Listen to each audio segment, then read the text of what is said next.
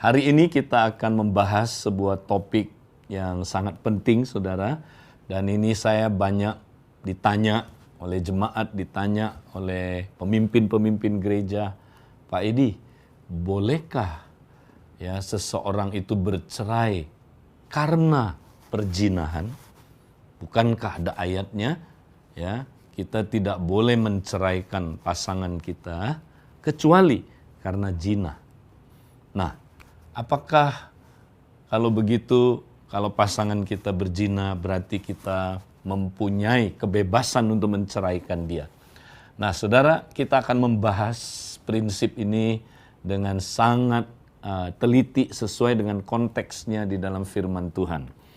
Nah, saudara, pertanyaan ini diajukan oleh orang-orang Israel, oleh orang Yahudi ketika berjumpa dengan Tuhan Yesus.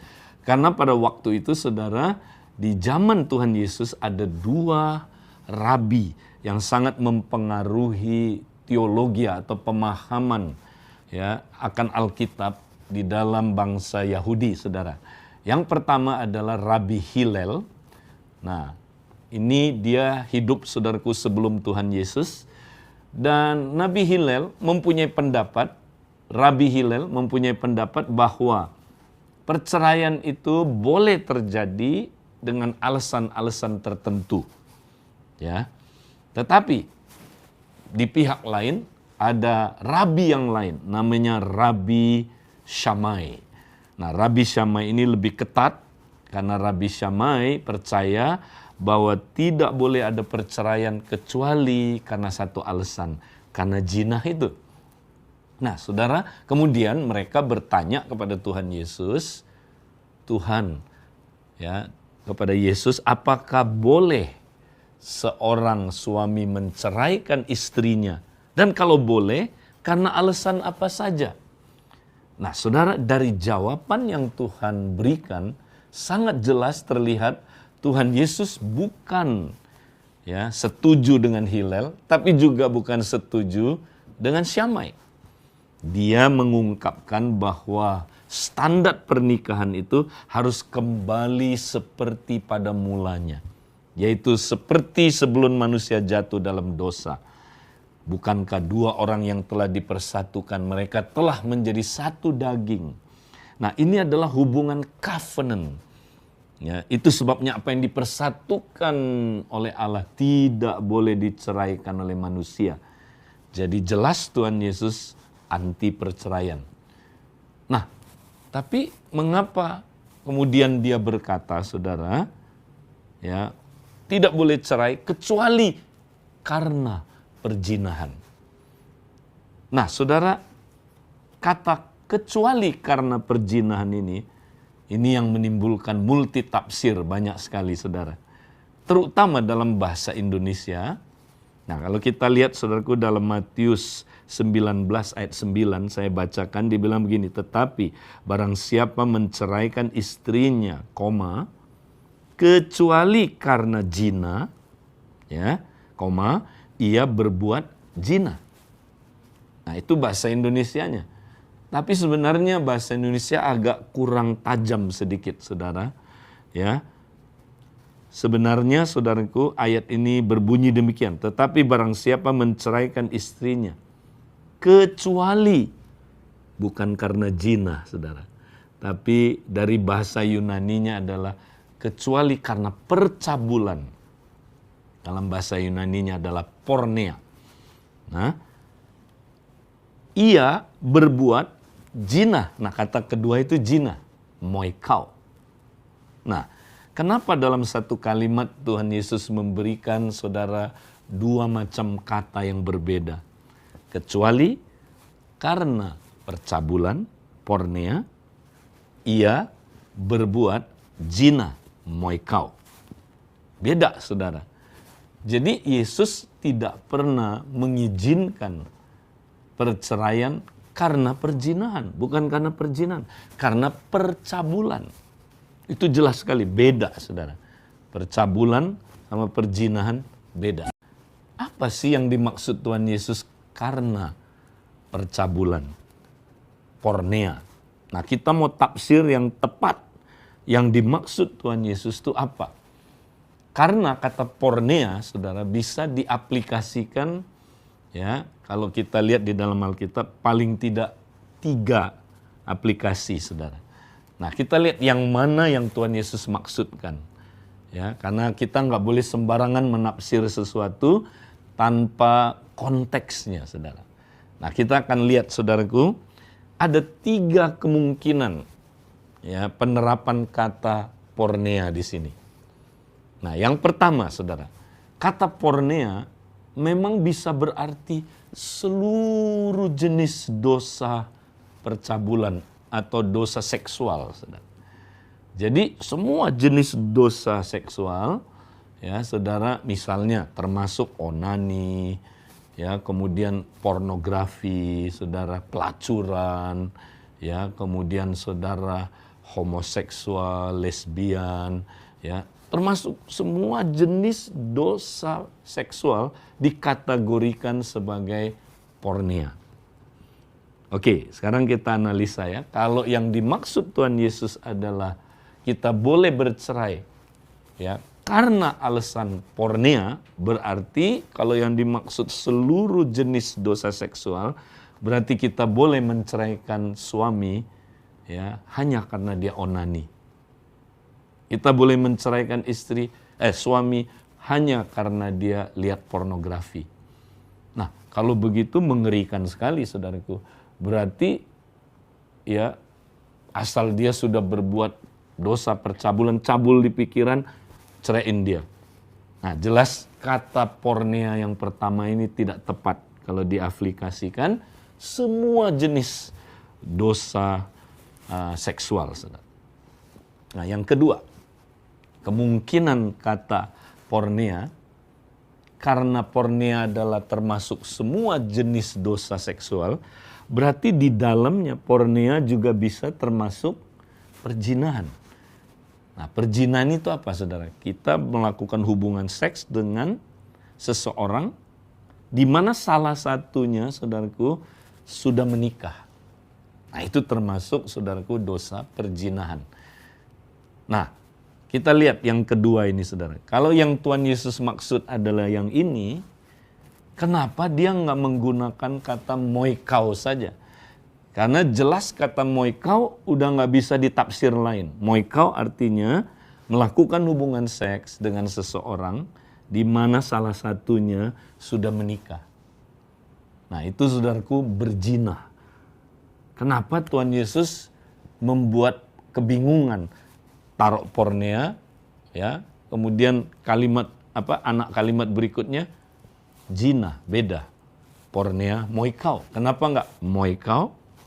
Moikau, kalau yang dia maksud, ya, di sini adalah perzinahan. Berarti yang kedua ini juga, saudaraku, tidak logis, ya. Jadi bukan yang kedua ini. Nah, kemungkinannya adalah yang ketiga. Apakah artinya percabulan, saudara, atau porneia? Nah, yang ketiga, porneia itu adalah, saudaraku, punya pemakaian khusus di dalam Alkitab, di mana mempunyai arti begini, saudara. Hubungan seks yang dilakukan oleh orang yang belum menikah, belum satu daging, belum menikah, ya. Nah, contoh 1 Korintus pasal 7 ayat yang kedua, Paulus sedang berbicara ayat 1 dan 2 ini, 1 Korintus 7, kepada orang yang belum menikah, ya. Dia bilang begini, saudara, tetapi mengingat bahaya percabulan, nah ini, mengingat bahaya percabulan atau porneia, baiklah setiap laki-laki mempunyai istrinya sendiri dan setiap perempuan mempunyai suaminya sendiri. Jadi supaya seorang single tidak, ya, melakukan porneia, jadi kalau single dia nggak bisa berzina, sedang dia melakukan porneia dia sendiri. Dia tidak melakukan zina tapi porneia, percabulan. Nah, jadi, saudara, kalau seseorang melakukan hubungan seks dengan orang lain dan dia belum menikah, dianya melakukan, saudaraku, dosa porneia. Ya. Nah, itulah, saudaraku, kita lihat kemungkinan yang paling logis, saudaraku, adalah yang ketiga. Yang pertama bukan, yang kedua bukan. Jadi kemungkinannya adalah yang ketiga. Artinya apa, saudara? Kan kalau kita lihat, saudaraku, kan yang ditanya oleh para penanyanya adalah, Tuhan, apakah boleh seseorang suami menceraikan istrinya? Lah, kan yang ditanya suami istri. Tapi kalau Tuhan Yesus menggunakan kata porneia adalah untuk orang yang belum menikah, loh, di mana ya kecocokannya? Kita harus sadar, ini Tuhan ngomong sama orang Yahudi, saudara. Nah, orang Yahudi itu unik. Ya, di dalam orang Yahudi, saudara, suami istri itu ada dua macam. Ya, nah, pertama, suami istri itu adalah orang yang sudah menikah, itu disebut suami istri. Tapi ada jenis kedua, saudara, juga disebut suami istri. Siapa? Orang yang bertunangan. Contoh, Yusuf dan Maria bertunangan. Di Alkitab jelas sekali mereka disebut suami istri. Tapi belum boleh melakukan hubungan seks, saudara. Nah, kalau mereka sampai melakukan hubungan seks, mereka bukan berzina, saudara, tapi mereka bercabul. Ya, misalnya Yusuf, kalau sampai Maria melakukan hubungan seks sama seseorang, itu yang dicurigai oleh Yusuf, saudara. Maria melakukan hubungan seks dengan seorang pria. Ya, itu yang jadi rumor. Nah, saudara, itu bukan disebutnya berzina, itu disebutnya bercabul, porneia. Nah, itu terbukti waktu Tuhan Yesus disindir oleh orang Yahudi, nanti saudara baca di dalam Yohanes 8 ayat 41, ya, waktu dia menegur mereka, ya, bahwa bapak mereka itu, mereka melakukan pekerjaan bapak mereka. Mereka bilang begini, saudara, ya, mereka bilang sama Tuhan Yesus, kami tidak lahir dari zina. Nah, bahasa Indonesianya membingungkan, zina. Bahasa aslinya bukan zina. Kami tidak lahir dari porneia. Kami tidak lahir dari percabulan. Jadi ada rumor Maria itu, saudaraku, berhubungan seks sama seorang pria, lahir Tuhan Yesus. Nah, itu tidak disebut berzina, itu disebutnya apa, saudara? Itu disebutnya porneia. Ya. Nah, jadi intinya gini, saudara. Jadi yang Yesus maksud begini, saudara. Ya. Jadi seorang suami tidak boleh menceraikan istrinya dengan alasan apapun. Kecuali yang sedang apa? Yang sedang tunangan. Nah, kalau yang sedang tunangan, dia melakukan hubungan seks dengan seseorang, dia ini bercabul, bukan berzina, bercabul dalam budaya Yahudi. Nah, ini boleh cerai, boleh. Kenapa? Karena mereka belum covenant, makanya boleh cerai. Ya, nah itu maksudnya ayat ini, saudara. Jadi ini bukan berlaku buat orang yang sudah suami istri, udah covenant, terus pasangannya berzina, kita boleh ceraiin yang berzina ini. Nggak ada ayatnya buat yang berzina. Yang ada hanya buat yang sudah tunangan. Kalau dia, ya, pasangannya bercabul, nah bukan berzina, bercabul, diceraikan. Makanya Yusuf diam-diam ingin menceraikan siapa? Maria. Karena itu boleh, saudara.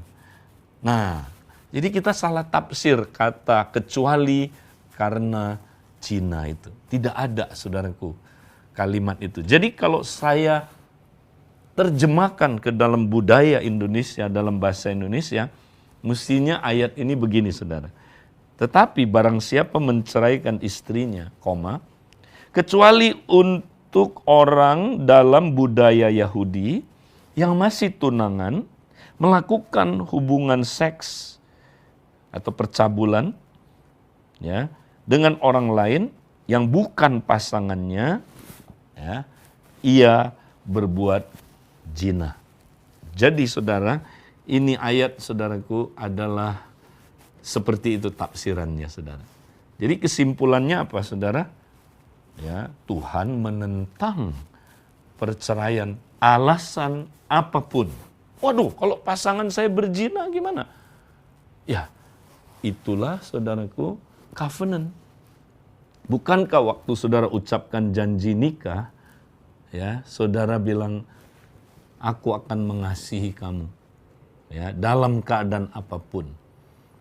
Dalam keadaan ya kaya atau miskin, dalam keadaan ya sehat atau sakit, dalam keadaan apapun sampai kematian memisahkan kita.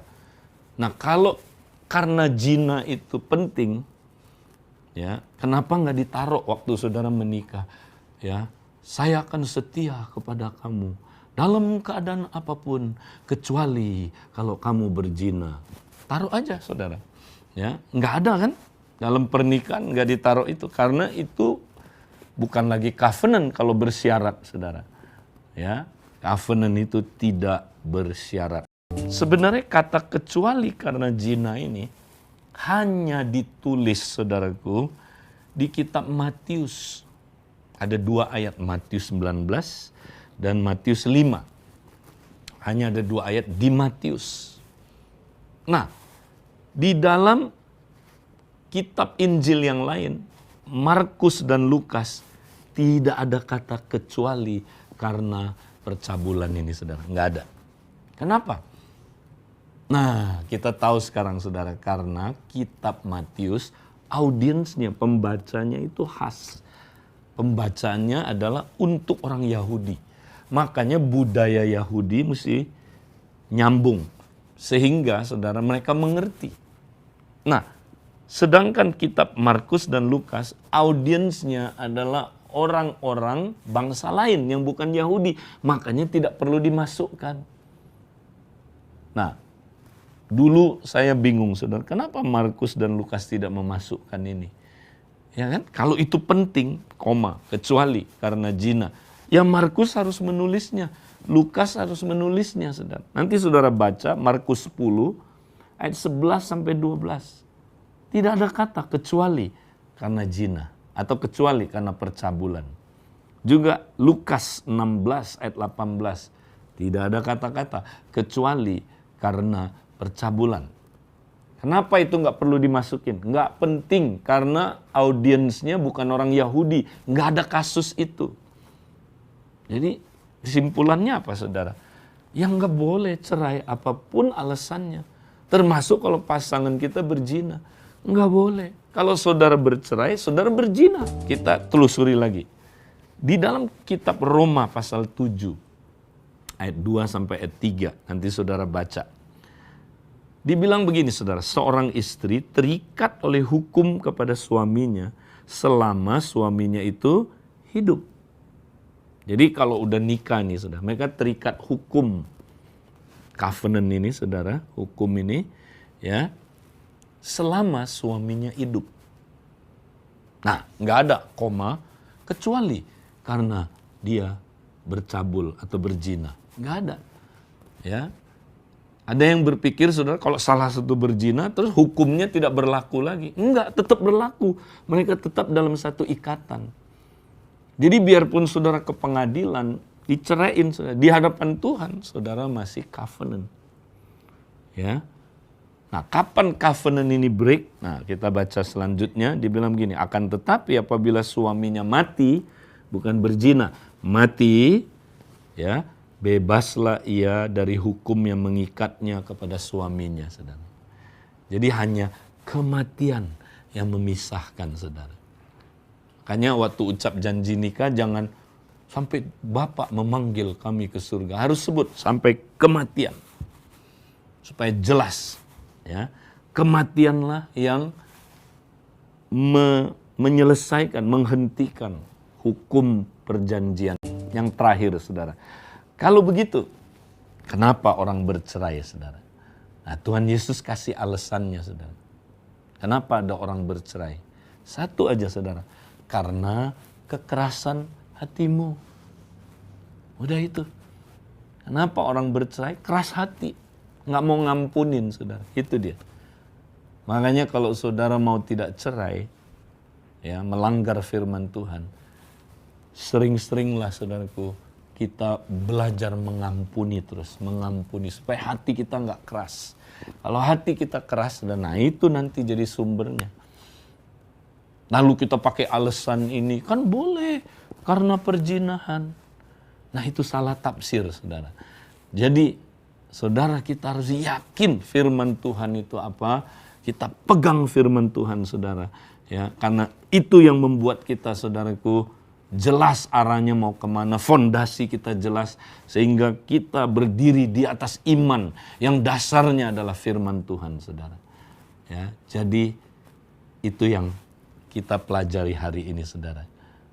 Apakah seseorang boleh bercerai karena zina? Kita udah jelas, saudaraku. Ya, tidak ada alasan apapun, saudaraku. Ya, kecuali buat orang Yahudi yang sudah, saudaraku, berpasangan, sudah bertunangan, mereka boleh cerai.